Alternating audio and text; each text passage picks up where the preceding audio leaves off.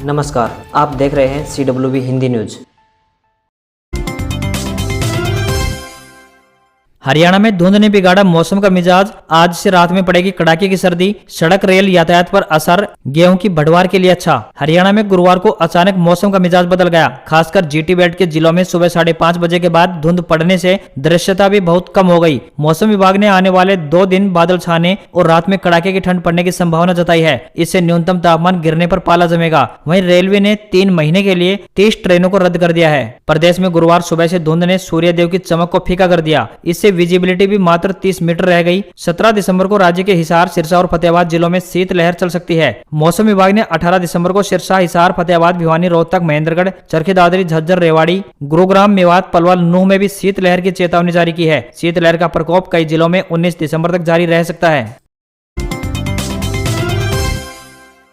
BJP मंत्री अनिल विज का विवादित बयान। 1971 में भारत पाकिस्तान युद्ध के बाद हुए शिमला समझौते में 90,000 युद्ध बंदियों को छोड़ना सबसे बड़ी भूल बताया। 16 दिसंबर 1971 को भारत पाक युद्ध की ऐतिहासिक जीत मिली थी। विजय दिवस के मौके पर हरियाणा के गृह मंत्री अनिल विज ने विवादित बयान दिया है। उन्होंने 1971 भारत पाकिस्तान युद्ध के बाद हुए शिमला समझौते में 90,000 युद्ध बंदियों को छोड़ना सबसे बड़ी भूल बताया है। उन्होंने कहा कि 1971 में युद्ध के मैदान में सैनिकों द्वारा जीती गई जंग राजनेता शिमला एग्रीमेंट में टेबल पर हार गए थे। हमारे पास 90,000 युद्ध बंदी थे। अगर हम चाहते तो उनको छोड़ने के बदले POK ले सकते थे, लेकिन हमने कोई बार्गेनिंग नहीं की। यह बहुत बड़ी भूल थी जिसे हम आज तक भुगत रहे हैं। आज भी उस युद्ध के कई सैनिक पाकिस्तान में कैद हैं और वह जंग हमने जीतने के बाद एग्रीमेंट टेबल पर हार दी।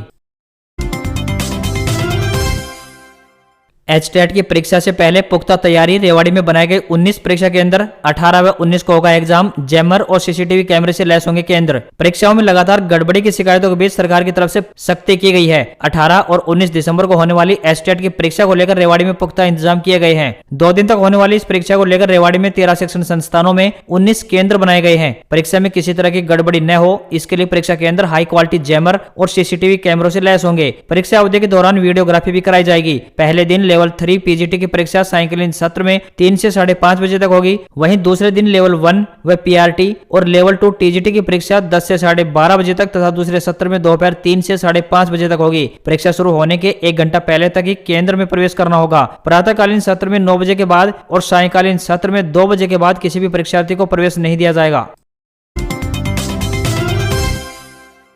हंगामेदार होगा हरियाणा विधानसभा का शीतकालीन सत्र। पहले दिन ही माननीय पूछेंगे तीखे सवाल। 17 दिसंबर को शुरू होने वाले विधानसभा सेशन में पक्ष और विपक्ष पूरी तरह से तैयार नजर आ रहे हैं। यह तो तय है कि विधानसभा सत्र पूरी तरह से हंगामेदार रहने वाला है, क्योंकि हाल ही में सबसे ज्वलंत मुद्दा यानी HPSC के डिप्टी डायरेक्टर अनिल नागर से पकड़ी गई घूस का रहने वाला है। क्योंकि सरकार हमेशा से बिना पर्ची खर्ची नौकरी देने के दावे पर अडिग रही है, तो वहीं विपक्ष सरकार के कथनी और करनी पर प्रश्न चिन्ह लगाने के लिए इस मुद्दे को भुनाने की भरपूर कोशिश करने के मूड में है। साथ ही विपक्ष प्रदेश में बढ़ते हुए अपराध, बिगड़ी कानून व्यवस्था, सड़कें इत्यादि के मामले को सेशन में उठाने की बात कह रहा है। विपक्षी इस सत्र में किसानों से जुड़े मुद्दों को भी उठाएंगे, क्योंकि हाल ही में किसान आंदोलन वापसी के बाद किसानों द्वारा दर्ज मुकदमों की वापसी, मृतक किसानों को शहीद का दर्जा तथा मृतकों के आश्रितों को मुआवजा व सरकारी नौकरी देने की मांग कर रहे हैं और सरकार ने मांगे मानने का दिलासा भी दिया है। वहीं सरकार के मंत्री पूरी तरह से चिंता रहित नजर आ रहे हैं। सरकार के मंत्रियों का कहना है कि जब गलती ही नहीं की तो फिर डरना क्या। केंद्र सरकार ने आम जनता को मुफ्त में स्वास्थ्य सुविधा मुहैया कराने के लिए आयुष्मान भारत कार्ड की शुरुआत की थी। इस सुविधा के तहत कार्ड धारक को 5 लाख रुपए तक के मुफ्त इलाज की सुविधा दी जाती है। इसी बीच बीते कई दिनों में आयुष्मान कार्ड में फ्रॉड के मामले बहुत तेजी से बढ़ रहे हैं। इस योजना में किसी दूसरे व्यक्ति के नाम पर कार्ड जारी करवाकर फ्रॉड लोग सुविधाओं का लाभ ले रहे हैं। अगर आपके साथ भी ऐसा फ्रॉड हुआ है तो आपको तुरंत इसकी जाँच करके शिकायत करनी चाहिए। अगर कोई अनजान व्यक्ति आपके नाम पर मिलने वाली सुविधा का लाभ उठा रहा है तो उसका पता लगाकर तुरंत आप आयुष्मान कार्ड से जुड़ी शिकायत दर्ज करा सकते हैं। अगर आपके साथ भी ऐसा हुआ है तो आप टोल फ्री नंबर 1800 44 44 पर कॉल करके अपनी शिकायत दर्ज करवा सकते हैं। सरकारी और निजी शिक्षण संस्थानों में खेल नर्सरी शुरू करेगी हरियाणा सरकार। आवेदन आमंत्रित। हरियाणा के खेल एवं युवा मामलों के मंत्री सरदार संदीप सिंह ने कहा है कि राज्य सरकार ने प्रदेश में खेलों को बढ़ावा देने के उद्देश्य से खेल नर्सरी योजना 2022-23 शुरू की है, जिसके तहत सरकारी, निजी एवं निजी खेल संस्थानों में खेल नर्सरी आरंभ की जाएगी। इसके लिए विभाग द्वारा 20 जनवरी 2022 तक आवेदन आमंत्रित किए गए हैं। खेल मंत्री ने बताया कि हरियाणा के खिलाड़ियों ने अपनी खेल प्रतिभा से प्रदेश को अंतर्राष्ट्रीय स्तर पर एक नई पहचान दी है। इसी खेल शक्ति को और अधिक सशक्त बनाने तथा अतः नई खेल प्रतिभाओं को उभारने के लिए राज्य सरकार शतों प्रयासरत है। उन्होंने कहा कि ऐसे युवा जिनके भीतर मेडल लाने की योग्यता है, हरियाणा सरकार उन तक खुद पहुंच रही है। प्रदेश में खेल से जुड़े संसाधनों का विस्तार किया जा रहा है। यात्रियों को झटका, टोल शुरू होते ही हरियाणा रोडवेज ने बढ़ाया बसों का किराया। किसान आंदोलन समाप्त हो चुका है और टोल से किसानों ने अपने धरने समाप्त कर दिए हैं। ऐसे में टोल कंपनियों द्वारा सभी टोल शुरू कर दिए गए हैं, जिसके चलते यात्रियों को निर्धारित स्थान पर जाने के लिए अब ज्यादा किराया देना पड़ रहा है। किसान आंदोलन के दौरान से बंद पड़ा बास गांव के पास बना टोल प्लाजा अब शुरू हो गया है। ऐसे में जींद से भिवानी के किराए में भी बढ़ोतरी की गई है। पहले जींद से भिवानी का किराया 75 रुपए लगता था, वहीं अब यात्रियों को जींद से भिवानी जाने पर 90 रुपए किराया देना होगा। इससे यात्रियों पर भार बढ़ा है। जींद भिवानी रोड पर दिन भर में 15 बसों का परिचालन होता है। इसमें लगभग 1000 यात्री दिन भर में सफर करते हैं। ऐसे में भिवानी रोड पर यात्रा करने वाले यात्रियों को निर्धारित स्थान पर जाने के लिए पहले की अपेक्षा ज्यादा किराया देना होगा।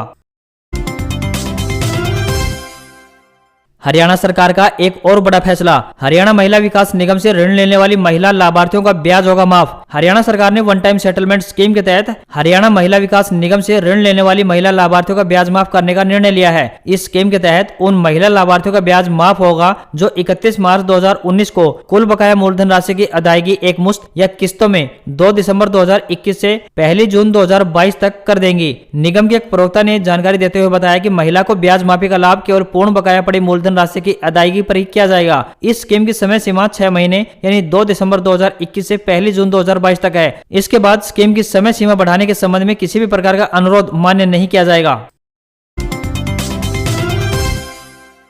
हरियाणा में आएगी नई स्टार्टअप पॉलिसी, गांव के टैलेंटेड युवाओं को आगे बढ़ने का मिलेगा अवसर। हरियाणा के उप मुख्यमंत्री दुष्यंत चौटाला ने कहा है कि राज्य सरकार नई स्टार्टअप पॉलिसी बनाएगी जो कि गांव के टैलेंटेड युवाओं को उनकी प्रतिभा को प्रदर्शित करने व आर्थिक रूप से संपन्न करने में गेम चेंजर साबित होगी। उन्होंने अधिकारियों को निर्देश दिए कि वे पॉलिसी में ऐसा प्रावधान करें जिससे प्रदेश में पिछड़े क्षेत्रों के युवाओं को कृषि, डेयरी, बागवानी आदि क्षेत्र में अपने स्टार्टअप आरंभ करने की सुविधा मिले। उन्होंने ग्रामीण युवाओं को आर्थिक सहायता उपलब्ध करवाने व सब्सिडी का प्रावधान करने के लिए कदम उठाने को कहा। उन्होंने कहा कि नई स्टार्टअप पॉलिसी राज्य के विकास और रोजगार के क्षेत्र में उल्लेखनीय योगदान देगी। उन्होंने यह भी बताया कि अगर कोई व्यक्ति नया स्टार्टअप शुरू करना चाहता है तो राज्य सरकार उसके आइडिया को ध्यान में रखकर आर्थिक मदद भी करेगी।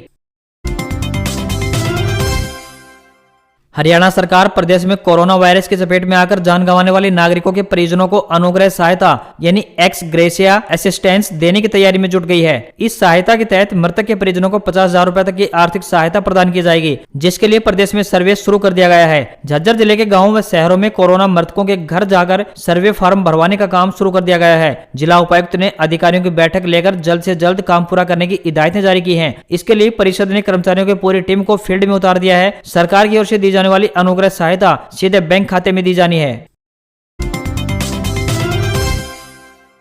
5 राज्यों में शीतलहर की आशंका, यूपी, राजस्थान और गुजरात में 48 घंटे में कड़ाके की सर्दी का अनुमान। पहाड़ों पर बर्फबारी से मैदानों में बढ़ेगी ठंड। अगले 5 दिन में देश के कई हिस्से शीतलहर की चपेट में आ सकते हैं। मौसम विभाग ने गुरुवार को उत्तर भारत, सौराष्ट्र और कच्छ में कड़ाके की सर्दी पड़ने का अनुमान जताया है। विभाग ने अपने डेली बुलेटिन में कहा है कि देश के कुछ हिस्सों में तापमान गिरना तय है। 17 से 21 दिसंबर तक पंजाब, हरियाणा, चंडीगढ़, सौराष्ट्र और कच्छ में शीतलहर के हालात बन सकते हैं। 18 से 21 दिसंबर तक उत्तरी राजस्थान में और 19 से 21 दिसंबर तक पश्चिमी उत्तर प्रदेश में स्थिति रहेगी। अगले 2 दिन पंजाब और हरियाणा में सुबह घने या बहुत घने कोहरे का अनुमान जताया जा रहा है। उत्तर पश्चिमी राजस्थान, असम, मेघालय, नागालैंड, मणिपुर, मिजोरम और त्रिपुरा में भी 17 दिसंबर को बहुत घने कोहरे के हालात बन सकते हैं।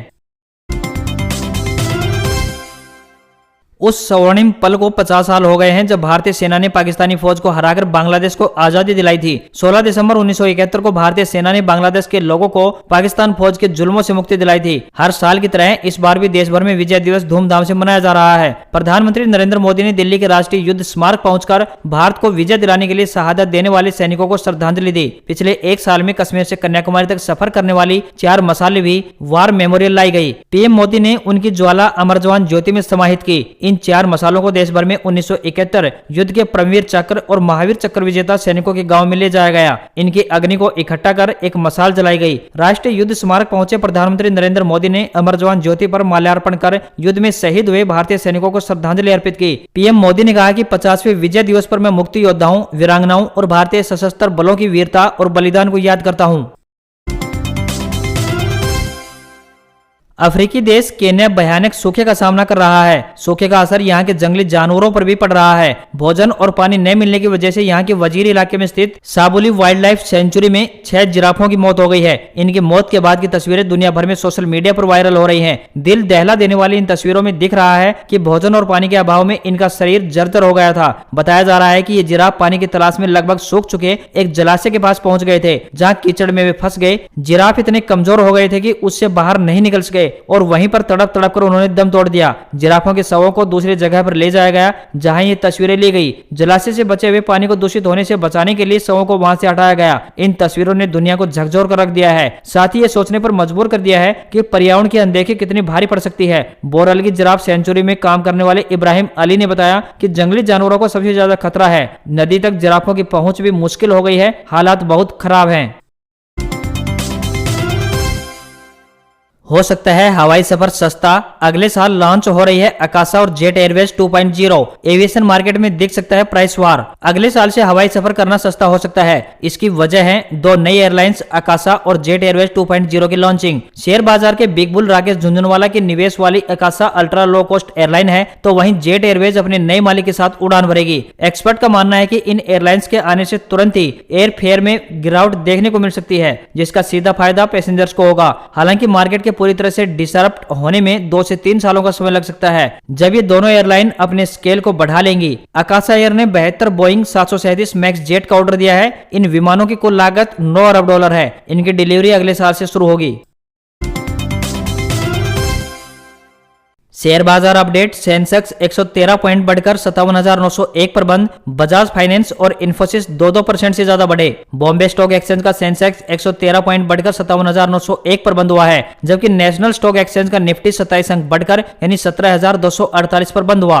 देश के सबसे बड़े बैंक भारतीय स्टेट बैंक यानी SBI ने डिपॉजिट पर ब्याज दर को बढ़ा दिया है। अब ग्राहक 0.10% ज्यादा इंटरेस्ट रेट का फायदा उठा पाएंगे। नई दर 15 दिसंबर से लागू हो गई है। बैंक ने अपनी वेबसाइट पर यह जानकारी दी है। वहीं साथ ही SBI ने अपने कर्ज का बेस रेट 7.45% रखा है, यानी इससे नीचे की ब्याज दर पर वह कर्ज नहीं दे सकता है। दरअसल दुनिया भर के केंद्रीय बैंक अब ब्याज दरों को ऊपर ले जाना चाहते हैं। इससे आने वाले समय में बैंकों और अन्य डिपॉजिट पर ब्याज दरें बढ़ेंगी। अगले साल तक डिपॉजिट पर ब्याज दरें बढ़ने का मतलब यह होगा कि आपका लोन भी महंगा हो जाएगा।